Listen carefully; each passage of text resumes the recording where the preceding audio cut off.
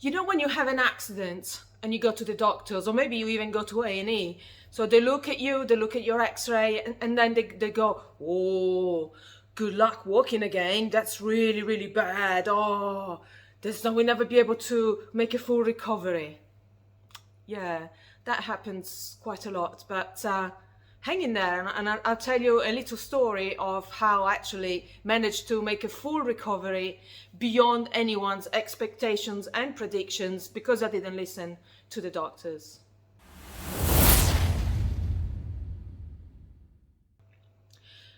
Back in 2015, I finally found the courage to sign up for parkour classes at a local academy. Now, I've been fascinated by parkour, which is just the kind of structured version of what we used to do as children and as teenagers, when we were supposed to be coming back home at a certain time after clubbing, but it was kind of like 5 a.m. in the morning. And in order not to wake anyone up, it'd just be a case of climbing up people's balconies, vaulting over railings and climbing up drain pipes to get back into the bedroom through the window so that you wouldn't get caught being like sort of coming back home at the crack of dawn. Now it's been all structured and it's called parkour. And by the way, we used to do it in high heels and short skirts. So, you know, doing it in trainers, it's a lot easier. Let me tell you that, relearning how to do that stuff. But so yeah, I was watching, I think a few years before, I managed to watch the Green Arrow, and I loved it. I was fascinated. Oh my God, that's everything I ever loved doing. I always loved doing that kind of stuff, and it was gymnastics was my first love exercise wise. And anyway, in 2015 I was 46 and a bit when I signed up for lessons, and I had a few of these lessons and they went really well. And then I think it probably was overtraining, because I never did anything outrageously dangerous or demanding. But anyway, I did like a little jump during one of these sessions, and I had no warning whatsoever that anything was wrong. And I did a little jump and just bang, crap, wallop, my knees literally imploded. And it was quite obvious from the very start that it was bad. I just didn't realize how bad it was until a lot later. So I ended up spending 3 weeks unable to move, living on my boyfriend's sofa, because it was long enough for me to sleep on, and I could wedge my left leg, which was worse than the right leg. I could wedge that against the back of the sofa, so it was a kind of immobilized. And eventually I was well enough to go to hospital, because there's nothing worse for me than to go to a hospital when you're just really not feeling like it. So anyway, I went there and took an x-ray. Oh, there's nothing wrong with you, it must be just a little swelling. Because my leg is like, it's straight. I just can't move my leg anymore. And so eventually, thankfully, I came across an orthopedic surgeon who was very much kind of on the drama queen side of things. I would say, oh my God, we need to have you seen, get you an MRI, because otherwise, if it's ligaments and stuff, we only have a short window of time when we can intervene. So thanks to this guy, I was kind of rushed through the system and ended up in an MRI machine within a few days. And then I was seen by a number of orthopedic surgeons that examined the results of the MRI. And you know it's bad when the surgeon, who you never met before, walks in the room, takes your hand and sits you down, not without a certain amount of difficulty for me at the time. And they said, wow, you must have fallen from a really big height. And I was like, not really, no.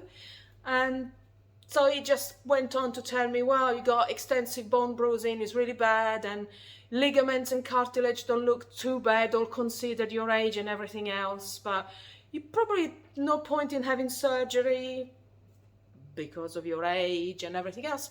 So, but good luck walking again, because it's really bad. And I was like, I think I will. And then he said, well, because of your fitness credentials, I'm not going to refer you for physiotherapy, because you're going to do a better job on your own. So I was just like, hit the roof. At that point, I just kind of blew my lid. So no, actually, I want physiotherapy because I need help unlocking my joint. Eventually, I was referred to physiotherapy, which was pretty much a waste of time. So in that respect, he was right. I did a much better job. So without guidance from the person who was supposed to be the expert, I set out to create my own rehab plan. And so this is what I did. I don't mean to replace the advice of a professional. This is just my story.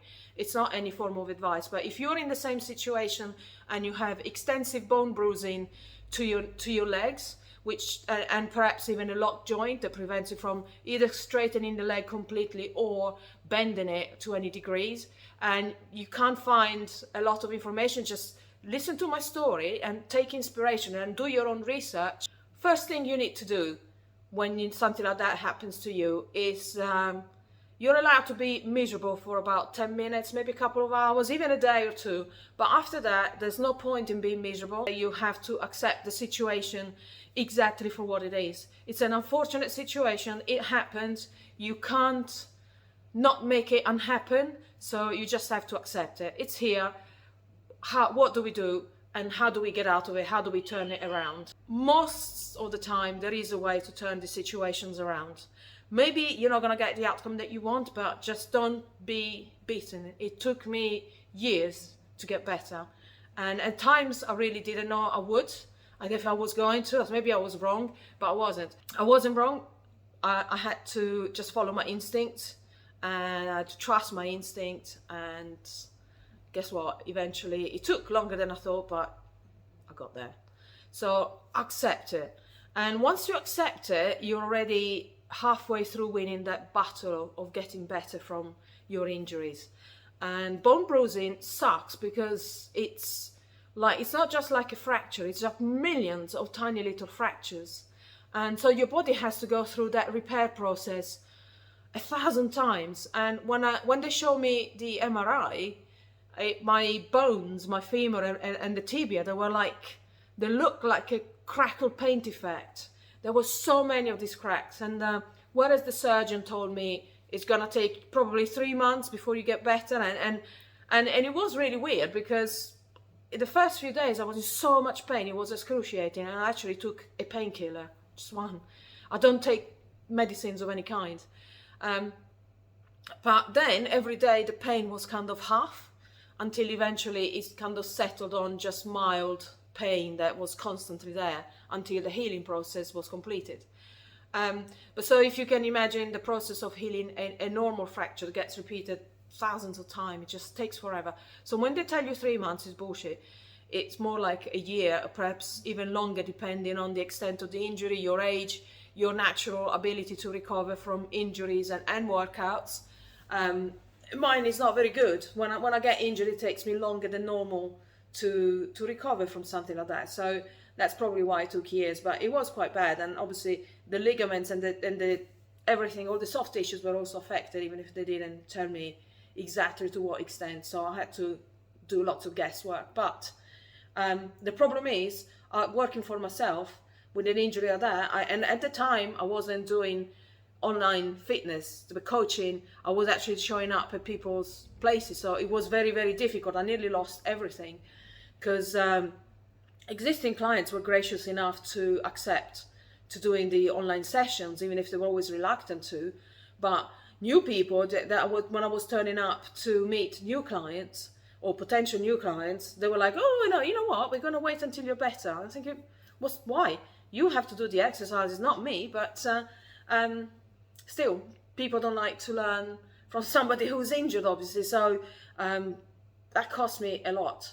And I also I had to stop doing Thai yoga massage treatments for a while. So there was a financial cost, was quite substantial. But once I accepted that was the situation and perhaps it wasn't going to change anytime soon, I found ways to work around that. So that at that time is when I really started blogging, building an online presence, and just start thinking in terms of like, how can I reach people? How can I serve people online without actually having to be there physically? Because if I want to keep doing this kind of stuff, this kind of thing, injuries are going to be a part of it.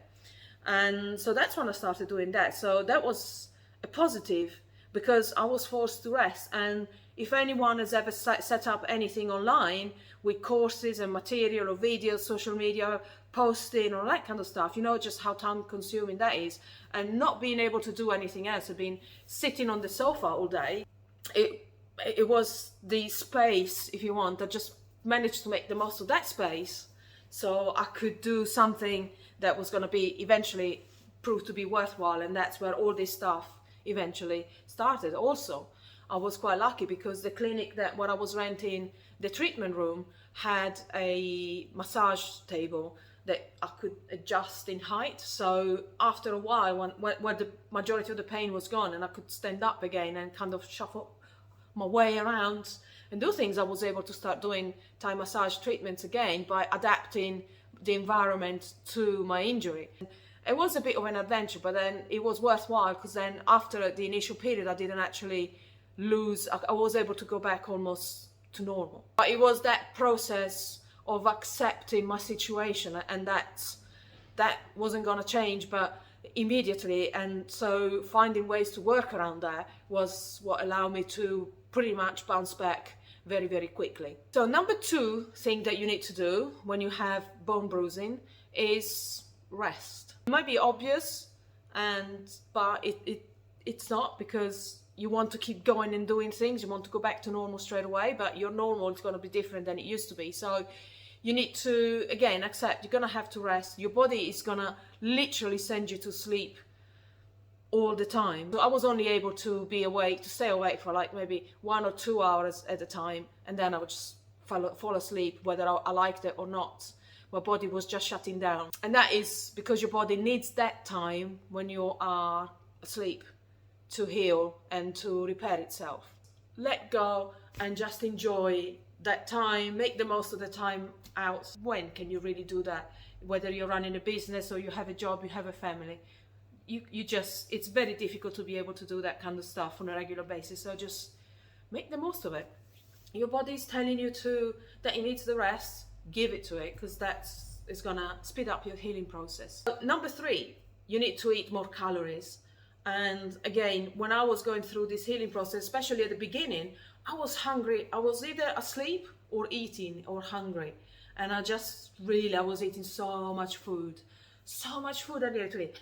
And I'm pretty sure I did a lot of research. I was trying to find research papers to find out how to heal from this, because back then there was absolutely bugger all. Even on Dr. Google, you couldn't find a lot of information as to the practical steps to take to heal from bone bruising. And so I'm pretty sure I found a research paper where it said you need to eat up to 4,500 to 6,000 calories a day. Now that seems a lot, but I'm pretty sure I was hovering between 3,000, maybe 4,000. And what I remember distinctly, that my body was desperate for protein. And you know when you get cravings, and sometimes the cravings point you towards eating things that, crisps, cakes, biscuits. My body just wanted to send this signal, you need to eat protein. And so I was just eating like, half a kilo of meat a day, or per meal even.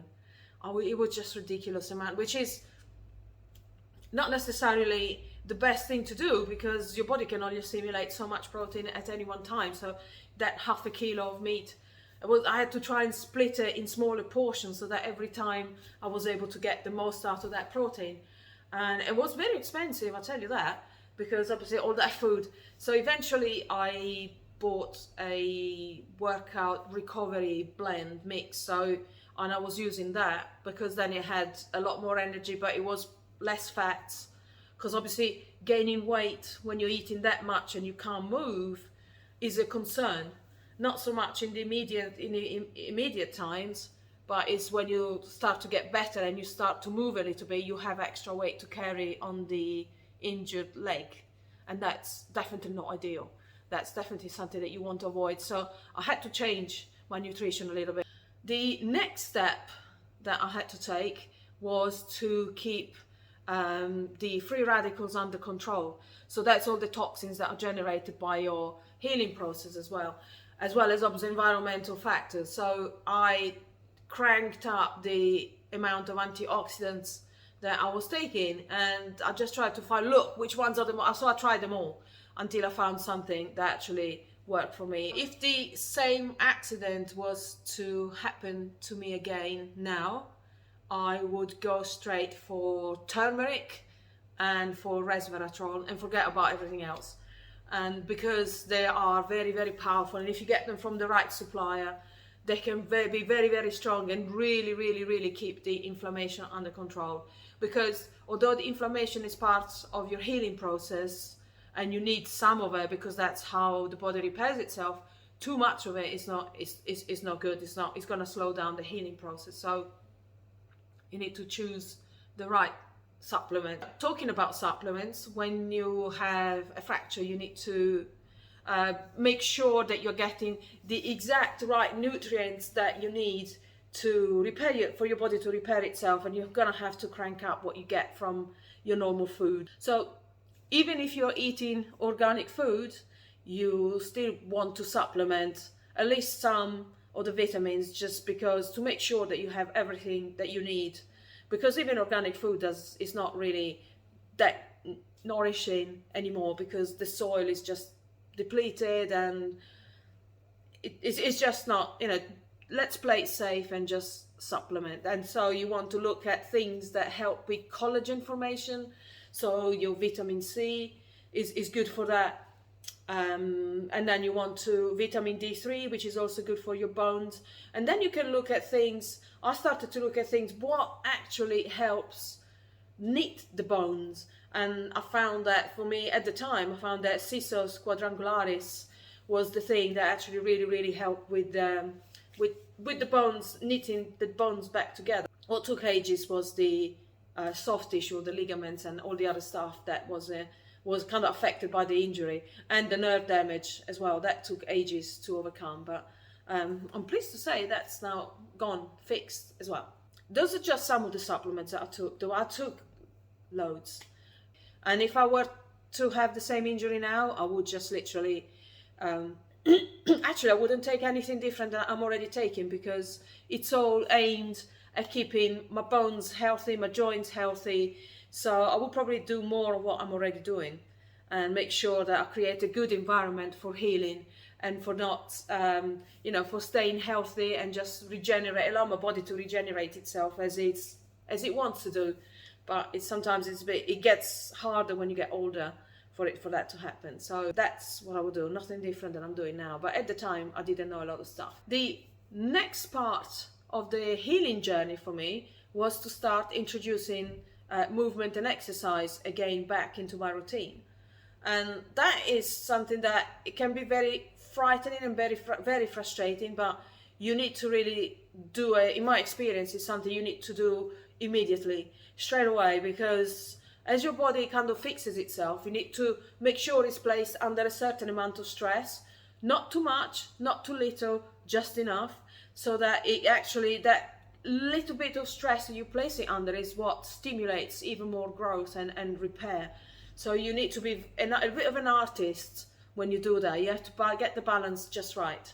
And so I started off with really just walking short distances, and by short distances I meant going from the sofa to the bathroom at my boyfriend's place, which is probably 10 steps, 20 steps maybe the most.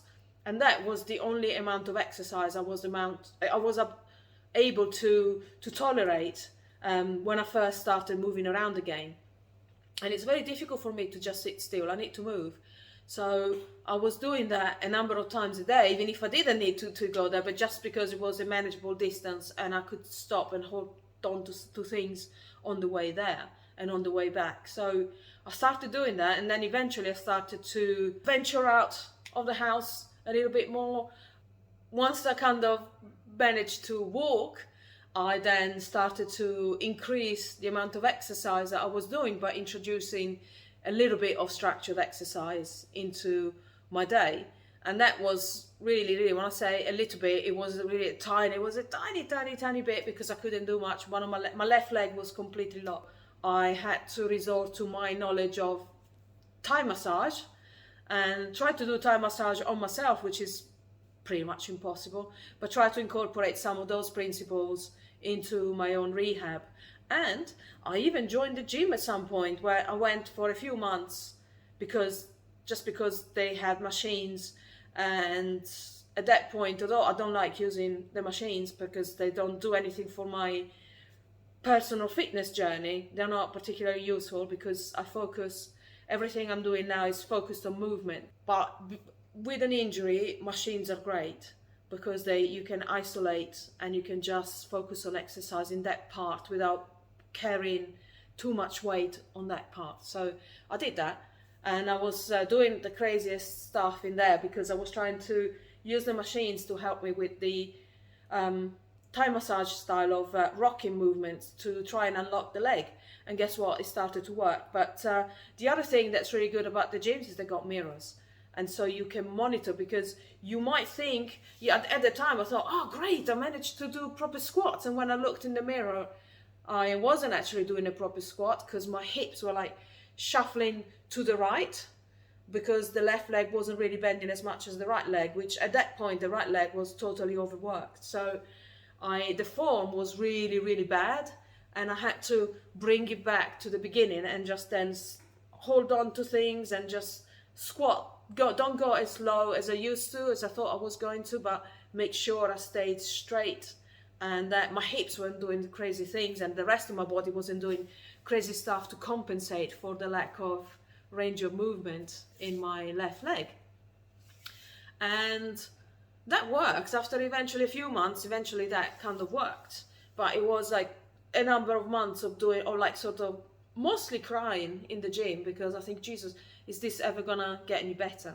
After a while of doing that, I just got bored. I just could not do that kind of stuff anymore. It was so boring that I had to go and find something else. And also, although I regained some range of movement in the leg, I didn't regain all of it back yet. There's so many imbalances that I had to address. So I tried to find something that was a little bit more fun, that I could actually stick with long term, because weightlifting, I can never stick with it long term, as in past the few months that I need to do it to get into a certain shape or size, whether it's for a photo shoot, for an event or something. Just not my thing. That's when I discovered the GMB elements, and that was all about doing like the frog, the bear, that kind of movements. But that was really, really good, because also the warm-up was really, really good, because it was about all about mobilization. And after I did that for a while, then I discovered animal flow, and that was like brilliant.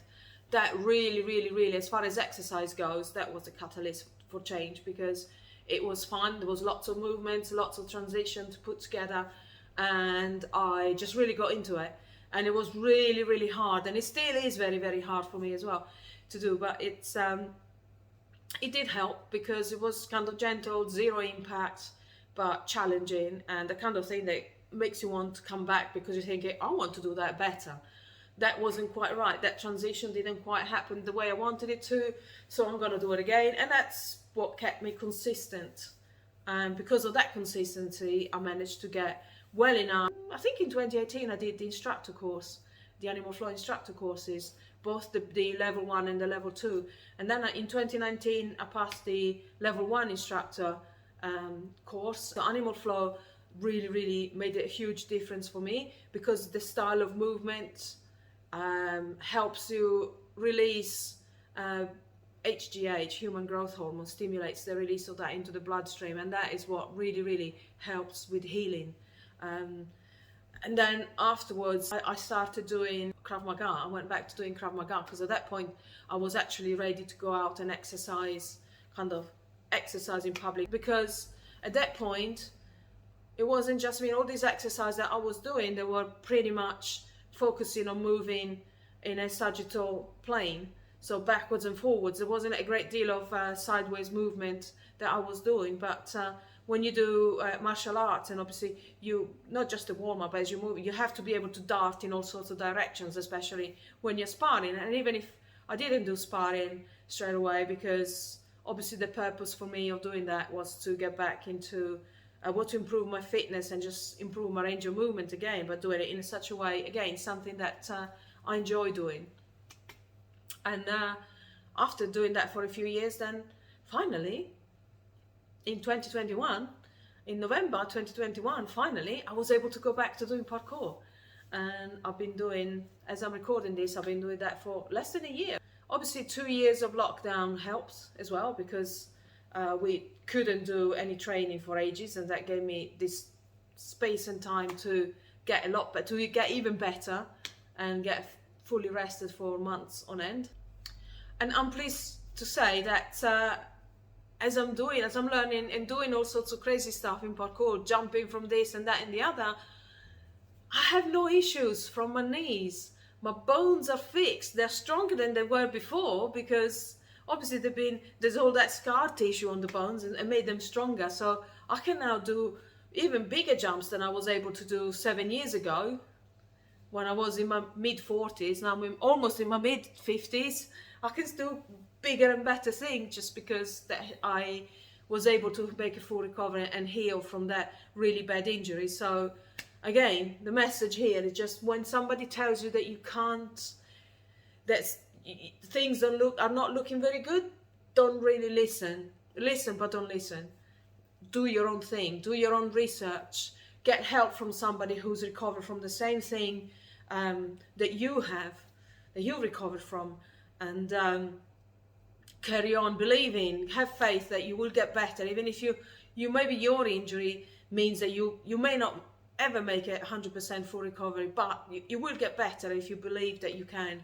And if you give your body everything it needs to recover from something like that, it will do its best, because that's his job, is to bring you back to a state, to the same state that you were before the injury occurred. So, and that is pretty much the same state that you were when you were about 20 years old. Regardless of how old you are, that's what your body's trying to bring you back to, that state. As you get older, it's not always possible, but it will try. And if your job is to make sure your body has everything that it needs to do that job. So eat well, eat more, take the right supplements, drink water, stay hydrated, rest, and don't stress.